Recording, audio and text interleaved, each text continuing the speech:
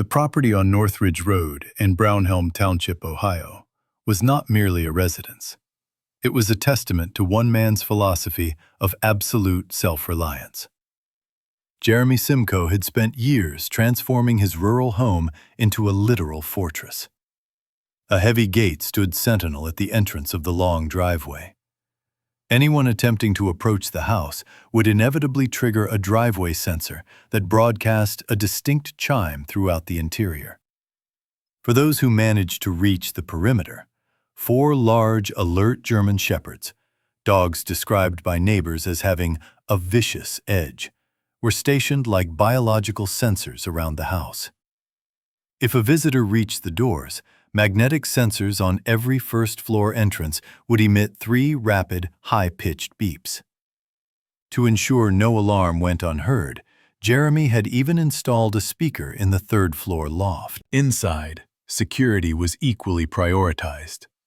Both Jeremy and his wife Julene held concealed carry permits and loaded firearms, a 9mm handgun and a .357 Magnum, were strategically placed within arm's reach of their sleeping quarters. This was a home built to keep the world at bay, a sanctuary designed layer by layer to ensure that no threat could ever go unnoticed. Yet, on the morning of Wednesday, November 18, 2009, the silence of the Ohio countryside was shattered by a single gunshot that did not come from outside the walls. When the smoke cleared inside the master bedroom, Jeremy Simco lay motionless in his bed. He had been shot at point-blank range in the back of the head. The wound was what investigators call a near-contact injury, meaning the barrel of the weapon was likely inches from his skull when the trigger was pulled. He never had a chance to reach for the 9mm on his nightstand. He never had a chance to fight. Julene Simco was already on the phone with 911, her voice a jagged edge of panic and desperation, screaming for help and attempting to explain the inexplicable. She told dispatchers an intruder had broken in. But as the first responders pulled into the driveway, the true mystery began to unfurl. The security cameras had recorded nothing. The driveway sensors had remained silent. The 4 German shepherds, the living alarms with teeth, had not barked a single time. Jeremy Scott Simcoe's journey to that fateful night began on July 7, 1973, in Lorain, Ohio. Growing up on the shores of Lake Erie, he was a product of the Rust Belt's blue-collar ethos, a world of steel mills, shipyards, and a deep-seated belief in hard work. While his peers were distracted by the burgeoning digital age, Jeremy was drawn to the physical reality of the natural world. He spent his youth in the dense woodlands of Sheffield Township, learning the names of trees and the habits of local wildlife. At Clearview High School, he channeled his intensity into wrestling, competing in the 135-pound weight class. Wrestling is a sport of attrition, and it taught Jeremy how to endure when his body screamed to quit. It forged a man who was competitive, focused, and fundamentally unwilling to settle for second place. After graduating in 1991, Jeremy followed his passion for nature to Hawking Technical College in Nelsonville, where he studied arboriculture. He didn't just want to work in the woods. He wanted to understand the science of the canopy. He cut his teeth at established firms like Edwards Tree Service and Davey Tree Service, observing not just the trees, but the business models. In 1997, at the age of 24, he struck out on his own, founding Simco Tree Service. He attacked the business with the same ferocity he had brought to the wrestling mat. He became known as a man who would climb 60 feet into the air, moving through branches with an artistic, if dangerous, confidence that left other arborists nervous.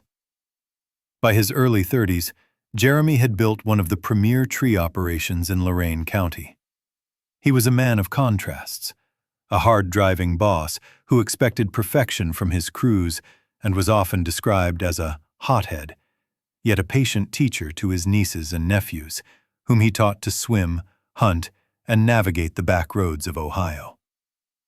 Central to Jeremy's life was Julene. They were more than husband and wife. They were a singular unit. As business partners, they ran Simco tree service side by side.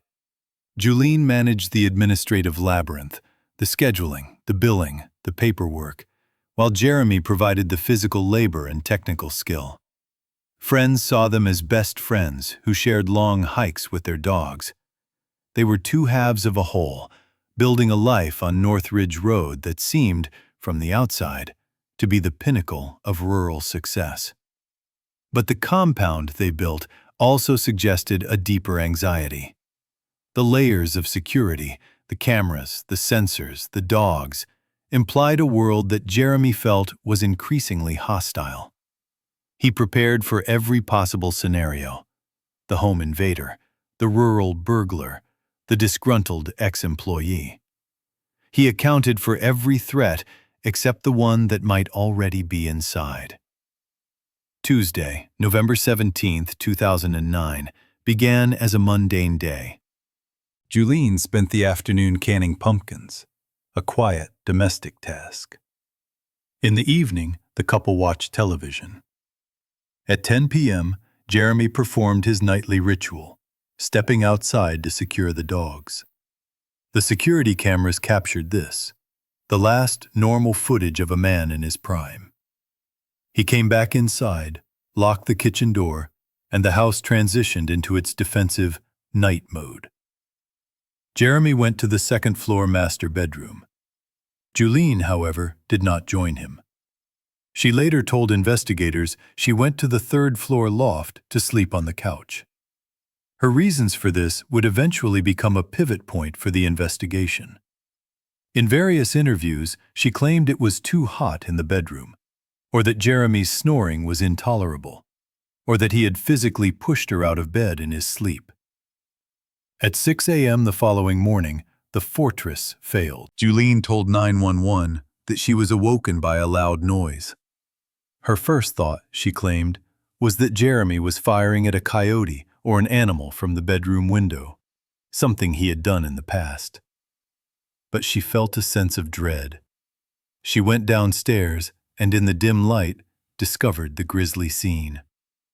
She told police she heard a noise elsewhere in the house, footsteps or a door closing.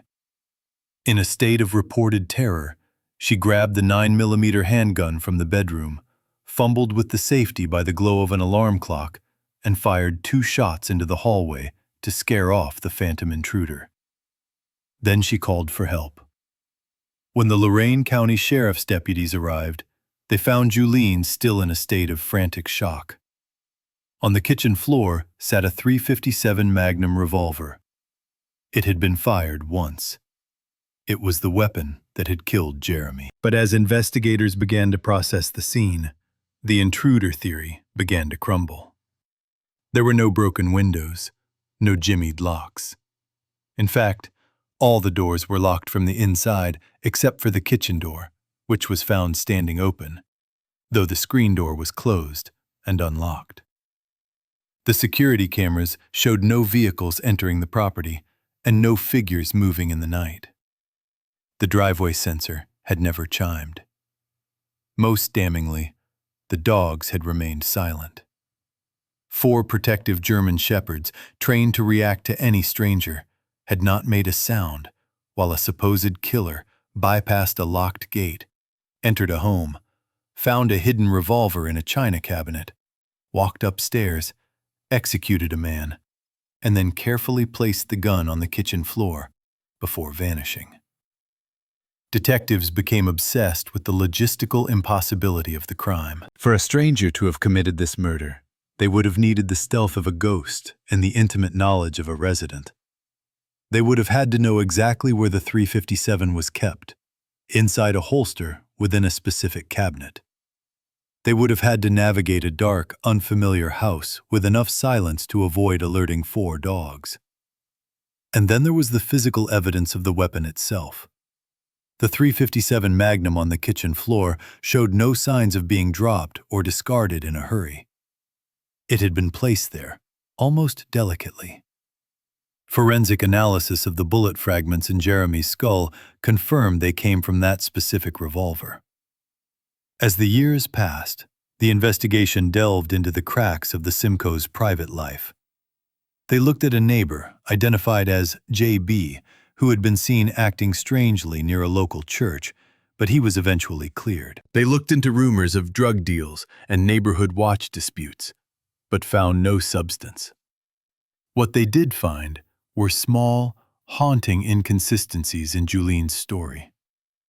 A nurse at the hospital testified that Julene had initially blurted out, "I shot my husband," before immediately correcting herself to, "Someone shot my husband."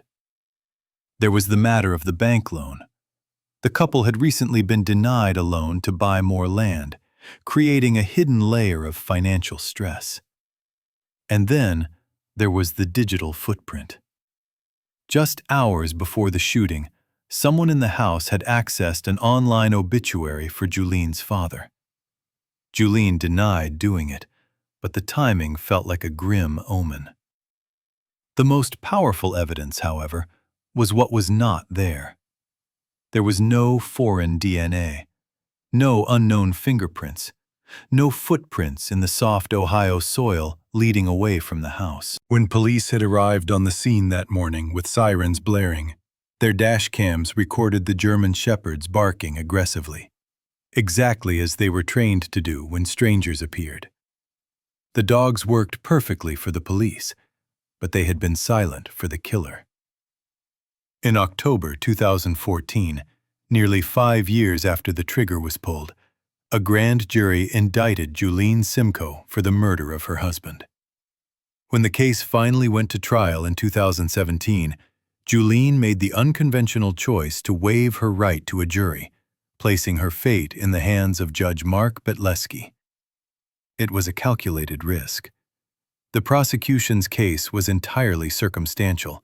They had no smoking gun confession, no eyewitness, and no definitive motive. But the prosecution argued that the universe of possibilities had been narrowed down to a single point. To believe Julene was innocent, the judge would have to believe in a ninja-like intruder who stole nothing, left no trace, and was welcomed by the dogs. Judge Betleski took weeks to weigh the evidence. On October 20th, 2017, he delivered a verdict of guilty. He noted that while the prosecution hadn't fully explained why Julene would kill the man who was her best friend and business partner, the law didn't require a motive, only proof of the act. The judge concluded that the fortress Jeremy had built was so effective that it had, in fact, proven his wife's guilt. It was so impenetrable that only someone with a key, a code, and the trust of the dogs could have committed the crime. Julene Simco was sentenced to 28 years to life in prison.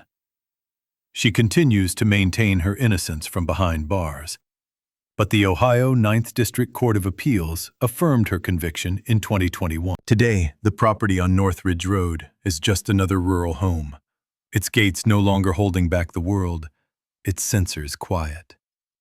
The tragedy of Jeremy Simco remains a sobering reminder of a dark psychological truth. We often spend our lives building walls to protect ourselves from the threats we imagine on the horizon, never realizing that the greatest danger might be the person sharing our sanctuary. The fortress didn't fail Jeremy. It worked exactly as intended. It proved that no one else could have been there.